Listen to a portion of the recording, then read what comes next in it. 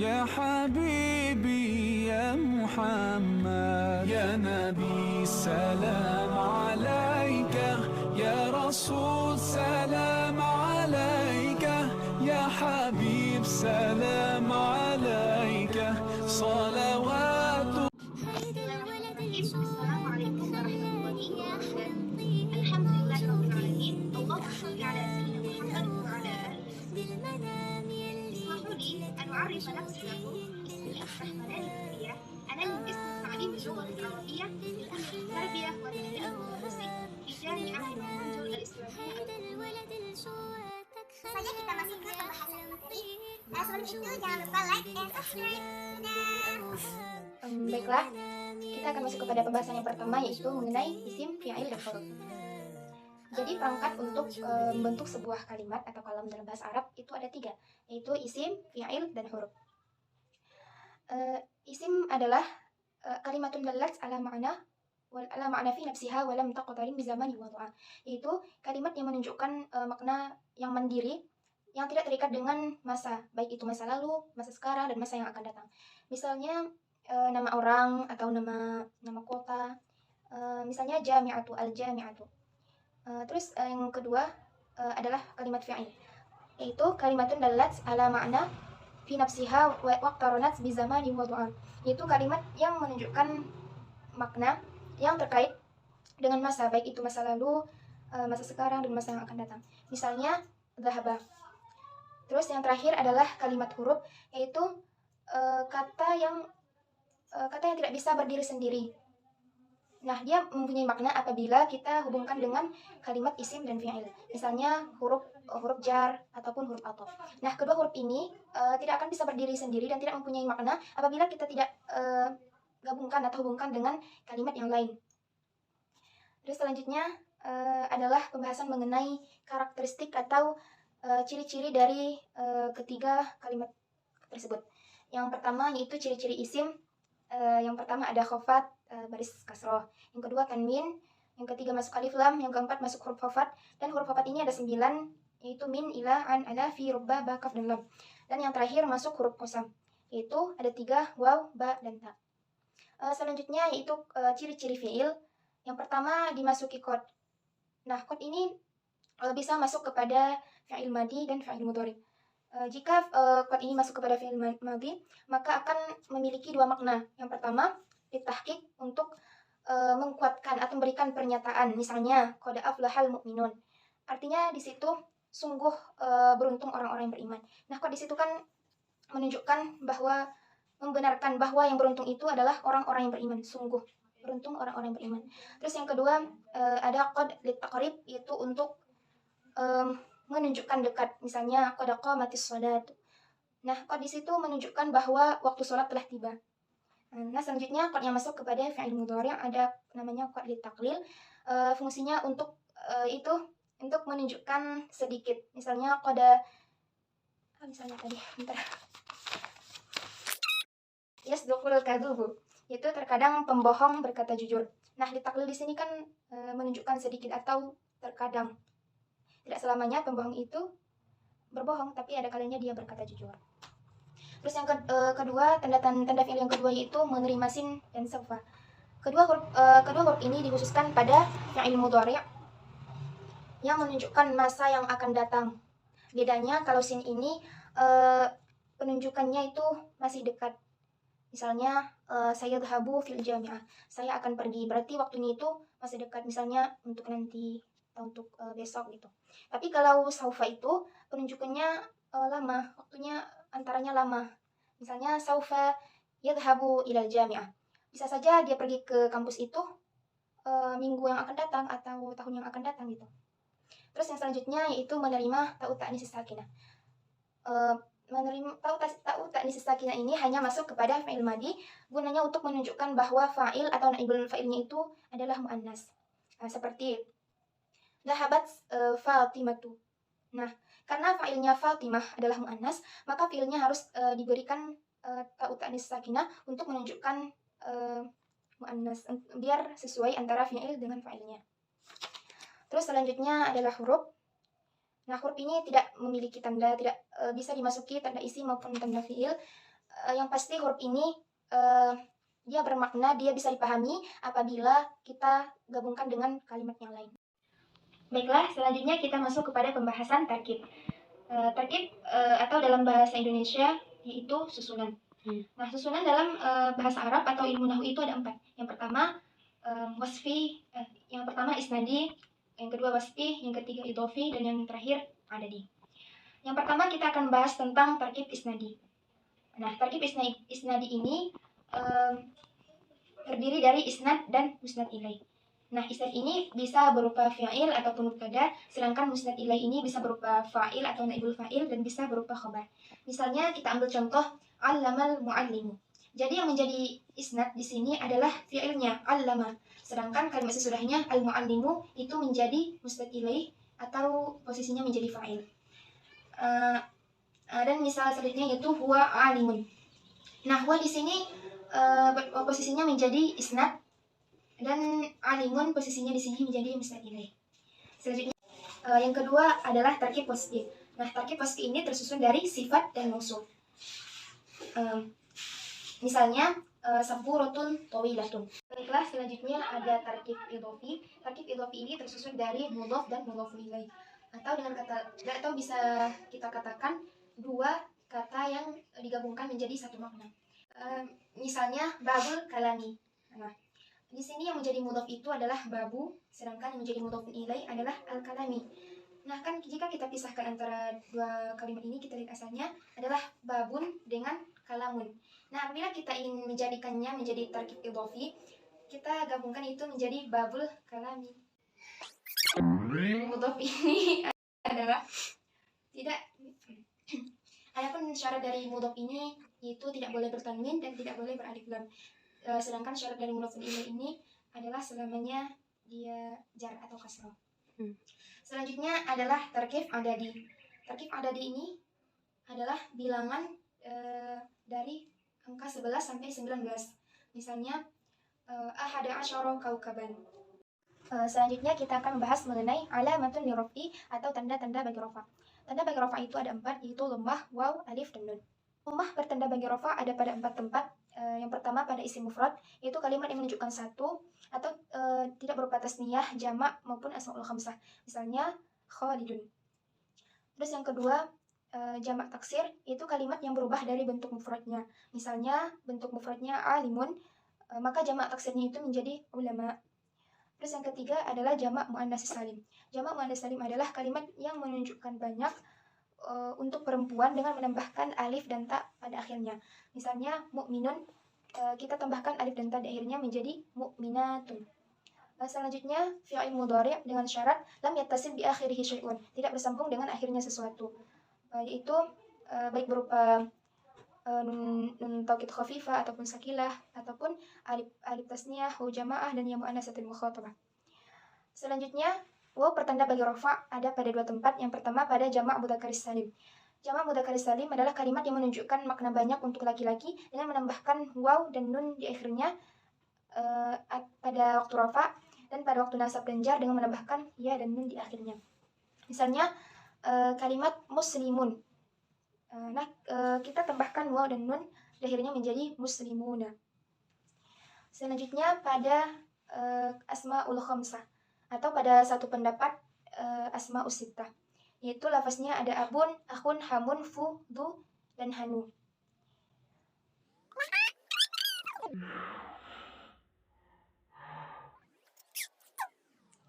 Nah, karena tanda asmaul khamsah pada rafa itu adalah waw, maka kita tambahkan waw di akhirnya menjadi abuka, akhuka, hamuka, fuka, dan tumalin. Selanjutnya ada alif pertanda bagi rafa pada satu tempat, yaitu pada kalimat tasniyah atau musanna, yaitu kalimat yang menunjukkan 2 dengan menambahkan alif dan nun di akhirnya. Misalnya khalidun, kita tambahkan alif dan nun di akhirnya menjadi khalidani. Yang mulanya itu khalidun, satu orang yang bernama Khalid, kita tambahkan alif tasniyah dan nun menjadi khalidani, artinya 2 orang Khalid yang namanya Khalid. Terus yang terakhir adalah nun pertanda bagi rafa pada satu tempat, yaitu pada af'alul khamsah. Lafaznya adalah yaf'alan, yaf'aluna, taf'aluna, yaf'alani, taf'alani, dan taf'alina. Baiklah, selanjutnya kita masuk kepada pembahasan alamatun lin nasbi atau tanda-tanda bagi nasab. Tanda atau alamat nasab itu ada 5, yaitu fathah, alif, kasrah, ya, dan hasbun nun. Nah, fathah pertanda bagi nasab itu ada pada 3 tempat. Yang pertama isim mufrad, misalnya ra'aitu najman fil laili. Selanjutnya adalah jamak taksir, misalnya uhibbud durusal mutahaddi. Nah, selanjutnya pada fi'il mudhari' yang dimasuki amil nasab, misalnya layya bada'a. Nah, kan asalnya itu adalah ya bada'u rafa'. Nah, apabila kita masukkan amil nasab itu menjadi layya bada'a. Selanjutnya alif pertanda bagi nasab ada pada 1 tempat, yaitu pada asmaul khamsah. Misalnya ra'aitu abaka, akhoka, hamaka, faka, zamalin. Selanjutnya kasrah pertanda bagi nasab ada pada 1 tempat juga, yaitu pada jamak muannas salim. Misalnya itu muslimatin. Nah, yang menjadi tanda nasab di sini adalah kasrah di sini adalah pada kalimat muslimatin. Selanjutnya adalah ya pertanda bagi nasab pada 2 tempat, yaitu pada jamak mudzakkar salim. Misalnya ra'aitul muslimaini, ra'aitul muslimina. Terus yang kedua yaitu tasniyah, misalnya ra'aitul muslimaini. Selanjutnya yaitu hasbun nun pertanda bagi nasab pada 1 tempat, yaitu pada af'alul khamsah atau fi'il yang 5. Itu syaratnya apabila dimasuki amil nasab, misalnya layyat riba. Nah, yang dibuang di situ adalah nunnya, kan asalnya yatribuna. Nah, ketika kita masukkan lan atau an atau amil nasab yang lain, itu nunnya dibuang menjadi layyat riba. Baiklah, selanjutnya pembahasan mengenai alamatun lil khafdi, pertanda bagi khafat atau jar. Pertanda bagi khafat itu ada 3, yaitu kasrah, ya, dan fathah. Kasrah pertanda bagi khafat itu ada pada 3 tempat. Yang pertama pada isim mufrad munsorib. Misalnya marartu bi Khalidin. Selanjutnya pada jamak taksir, misalnya jamak taksir munsorib, misalnya marartu bi nujumin. Selanjutnya pada jamak muannas salim, misalnya marartu bil mu'minati. Selanjutnya ya pertanda bagi khafat itu ada pada 3 tempat, yaitu pada asmaul khamsah, misalnya marartu bi abika wa akhika wa hamika wa fika wa dimalin. Nah, yang selanjutnya isim tasniyah atau musanna, misalnya marartu bil muslimaini, aku melempar 2 orang Islam. Selanjutnya itu pada jamak mudzakkar salim, misalnya marartu bil muslimina. Selanjutnya fathah pertanda bagi khafat atau jar itu ada 1, yang itu ismul ladzi la yansharif atau isim yang tidak boleh bertanwin. Nah, isim ini tidak boleh bertanwin karena ada kemiripannya dengan fi'il. Jadi ismul ladzi la yansharif ini ada yang memiliki 1 ilat dan ada yang memiliki 2 ilat. Nah, ada ilat yang kembali kepada makna, ada 2, yaitu alamiyah dan wasfiyah. Sedangkan ilat yang kembali kepada lafaz itu ada 7, yaitu sifat muntahal jumu', ta'nis, udul, terus aljamiyah, tarkib masji, dan wazan fi'il. Dan yang terakhir ada ziyadah alif nun. Nah, jumlah keseluruhan ilat ini baik yang kembali kepada makna maupun kembali kepada lafaz itu ada 9. Dan dikumpulkan dalam sebuah nazam, yaitu jima' wazin adilan an-nis bi ma'rifatin rakib wazidu ujmatan fal wasfu qad kamula. Nah, misalnya kita ambil contoh dari wazan fi'il dan alamiyah, misalnya ra'aitu marartu bi ahmada. Nah, kita tidak boleh menjarakkannya di sini karena pertandanya adalah fathah, ismul ladzi la yansharif. Baiklah, selanjutnya yaitu alamatul jazam atau pertanda jazam. Pertanda jazam itu ada 2. Yang pertama sukun, itu pada fi'il mudhari' sahihul akhir lam yattasil bi akhirihi syai'un. Misalnya lam tadhhab ilal jami'ah. Terus yang kedua ada hasbu. Hasbu terbagi menjadi 2, yaitu hasbun nun dan hasbu harf illat. Hasbun nun terdapat pada af'alul khamsah, misalnya lam yaf'alah, lam yaf'alu, lam taf'alu, dan lam taf'ali. Nah, pada af'alul khamsah ini nunnya dibuang karena dimasuki amil jazam. Terus selanjutnya ada hasbu harf illat, yaitu pada fi'il mudhari' mu'tal akhir, misalnya lam yakhsha. Nah, asalnya itu kan yakhsha, ada alif berbentuk isim maksur. Nah, jika dimasuki dengan lam, maka huruf illatnya itu dibuang menjadi lam yakhsha. Jazam ada 18 dan terbagi menjadi dua, yaitu tajazimu fi'lun wahid yang menjazamkan satu fi'il, yaitu ada lam, lamma, alam, alamma, lam amri wad doa, ala nahi wad doa. Terus ada tajazimu fi'lani yang menjazamkan dua fi'il, yaitu ada in, ma, man, mahma, idma, ayun, mata, ayyana, aina, haitsuma, kaifama, ina. Baiklah, selanjutnya kita masuk kepada pembahasan al-jumlatul ismiyah. Jumlah ismiyah adalah setiap kalimat yang didahului dengan isim dan tersusun dari mubtada dan khabar. Nah, mubtada itu adalah wal ismul marfu'ul 'ari 'anil awamil lafziyah, yaitu isim yang dibaca rafa yang sunyi dari amil-amil lafziyah. Sedangkan khabar itu adalah wal ismul marfu'ul musnad ilaih, yaitu isim yang terletak sesudah mubtada atau yang menyempurnakan mubtada. Misalnya huwa mujtahidun. Dia adalah seorang mujtahid. Nah, huwa di sini menjadi mubtada, sedangkan mujtahidun menjadi khabar dari huwa. Dan contoh ini yang dimaksud dengan jumlah ismiyah karena didahului oleh mubtada dan khabar. Selanjutnya, macam-macam mubtada. Macam-macam mubtada itu ada berupa isim zahir dan ada juga berupa isim dhamir. Sedangkan ketentuan-ketentuan mubtada itu, yang pertama wajib dibaca rafa, yang kedua harus berupa isim ma'rifah, yang ketiga boleh dibuang jika ada petunjuk pembuangan, dan terakhir hukum asalnya didahulukan, hukum asal mubtada itu didahulukan daripada khabar. Selanjutnya adalah mengenai ketentuan khabar. Khabar itu ada dua macam, yang pertama mufrad dan ghairu mufrad. Nah, misal mufrad sudah saya sebutkan tadi, itu huwa mujtahidun. Nah, di sini mufrad itu maksudnya setelah mubtada itu langsung nampak di mana letak khabarnya. Sedangkan yang kedua ada ghairu mufrad. Ghairu mufrad ini terbagi dua, yaitu jumlah dan syibhul jumlah. Misal jumlah yaitu al-muslimu yadhabu ilal masjidi. Nah, al-muslimu di sini menjadi mubtada, yadhabu menjadi fa'il, fa'ilnya mustatir huwa, dan jumlah dari fa'il ini menjadi khabar daripada al-muslimu. Selanjutnya yang kedua ada syibhul jumlah.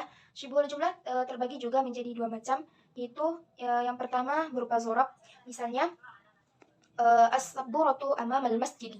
Terus selanjutnya ada khabar yang berupa jar wal majrur, misalnya at-talibu fil fasli, seorang siswa ada di dalam kelas. Nah, di sini yang menjadi khabarnya itu adalah syibhul jumlah daripada jar wal majrur.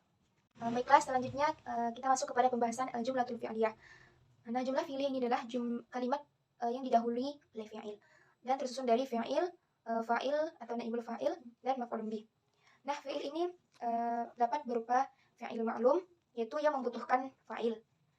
Sedangkan yang kedua ada fi'il majhul, yaitu yang membutuhkan naibul fa'il. Fa'il itu mempunyai beberapa ketentuan, yaitu yang pertama tidak boleh dibuang dalam kalimat, terus yang kedua tidak boleh mendahului fi'il, yang ketiga jika fi'ilnya itu mufrad maka fa'ilnya boleh musanna ataupun jamak, dan yang terakhir jika fi'ilnya berupa muannas hakiki dan bertemu langsung dengan fi'ilnya, maka fi'ilnya itu harus diberikan ta ta'nis apabila dia fi'il madi dan diberikan ta mudharaah apabila dia fi'il mudhari'. Baiklah, kita masuk kepada contoh yang pertama, yaitu fi'il ma'lum. Misalnya yaktubu Ahmadu ar-risalata. Nah, yaktubu di sini adalah fi'il, Ahmadu posisinya menjadi fa'il, sedangkan ar-risalata menjadi maf'ulun bih. Karena yaktubu ini mabaninya ma'lum, maka dia hanya membutuhkan fa'il pada subjek. Selanjutnya kita masuk kepada fi'il yang mabani majhul. Nah, fi'il yang mabani majhul ini ada dua cara. Yang pertama, apabila dia fi'il madi, kita dhammahkan awalnya dan kita kasrahkan sebelum akhirnya. Misalnya nusiro atau kutiba. Nah, kalau dia fi'il mudhari', jika dia fi'il mudhari' itu kita dhammahkan awalnya dan kita fathahkan sebelum akhirnya menjadi yuktabu. Nah, misalnya karena fi'il mabani majhul itu membutuhkan naibul fa'il, maka untuk membuat naibul fa'il itu ada beberapa langkah. Yang pertama, kita majhulkan dulu fi'ilnya, kemudian kita pindahkan, kita buang fa'ilnya Ahmadu tadi dan kita tempatkan ar-risalata ke tempat Ahmadu. Kemudian kita kasih apa yang menjadi hukum bagi fa'il. Kan hukum fa'il itu rafa. Nah, kita kasih hukumnya menjadi rafa, menjadi yuktabur risalatu, ditulis surat. Baiklah, selanjutnya kita akan membahas mengenai af'alul muqarabah. Di sini ada tiga macam fi'il yang akan kita bahas. Yang pertama af'alul muqarabah, yang kedua af'alus syuru', dan yang ketiga af'alul raja'. Nah, ketiga fi'il ini beramal seperti kana, yaitu tarfa'ul isma wa tansibul khabar, itu merupakan isim dan menasabkan khabar. Adapun af'alul muqarabah itu menunjukkan makna hampir, nyaris, ataupun dekat. Nah, lafaz-lafaznya ada 3, yaitu kada, karoba, atau syaka. Misalnya kita ambil dari lafaz kada tiflu yabki, artinya hampir saja anak itu menangis. Begitu juga dengan karoba atau syaka, artinya itu hampir atau nyaris. Terus yang kedua ada af'al syuru', itu lil ibtida, untuk memulai, artinya mulai. Lafaznya ada 5, yaitu tofiqo, aliko, ansya'a, akhoda, dan ja'ala. Kita ambil dari lafaz akhoda darsu ayya bada'a, yang artinya pelajaran itu dimulai. Terus selanjutnya adalah af'alur raja', untuk pengharapan. Dan lafaznya ada 3, yaitu asa, haro, dan ikhlaulaqo. Misalnya kita ambil dari kalimat asa, kata asa, yaitu asallahu ayyatiya bil fathi, artinya semoga Allah mendatangkan kemenangan. Nah, af'alus syuru' dan af'alur raja' ini syaratnya harus didahului oleh an. Baiklah, selanjutnya kita masuk kepada pembahasan inna wa akhwatuha. Inna ini beramal tansibul isma wa tarfa'ul khabar, yaitu menasabkan isim yang asalnya mubtada dan merapakkan khabar yang asalnya dari khabarnya mubtada. Inna, yang pertama adalah inna. Inna itu bermakna sesungguhnya, yang berfungsi untuk mengokohkan kata-kata. Misalnya, innallaha ala kulli syai'in qadir, sesungguhnya Allah maha kuasa atas segala sesuatu. Yang kedua ada anna, yang bermakna bahwa untuk mengokohkan pembicaraan. Misalnya, wa'lamu annallaha ghafurur rahim, ketahuilah bahwasanya Allah maha pengampun lagi maha penyayang. Nah, beda antara inna dan anna ini adalah kalau inna dia berada di awal kalimat, sedangkan anna itu berada di tengah kalimat. Selanjutnya ke anna, yang bermakna seakan-akan atau seperti, yang berfungsi litashbih, untuk menyamakan atau menyerupakan antara dua perkara. Misalnya, ka'annahu asadun, engkau seakan-akan harimau, seperti harimau, karena beraninya. Terus lakinna, artinya tetapi, yang berfungsi untuk istidrak, susulan kata. Misalnya, huwa ghaniyun lakinnahu bakhilun, dia orang kaya tetapi dia orang yang pelit. Selanjutnya laita, itu bermakna seandainya, yang berfungsi litamanni, mengharapkan sesuatu yang tidak mungkin terjadi. Misalnya, laita syababa ya'udu yauman, seandainya masa muda kembali suatu hari nanti. Itu kan merupakan pengharapan yang mustahil atau tidak mungkin terjadi. Selanjutnya ada la'alla. La'alla juga bermakna seandainya, tapi menunjukkan litarji, artinya mengharapkan sesuatu yang disukai atau mengkhawatirkan sesuatu yang akan terjadi. Misalnya, dan ini maknanya semoga, ya, semoga atau kalau. Misalnya, la'allallaha yarhamuna, semoga Allah merahmati atau mengasihi kita. هيدا الولد الجواتك خلاني أحلم طير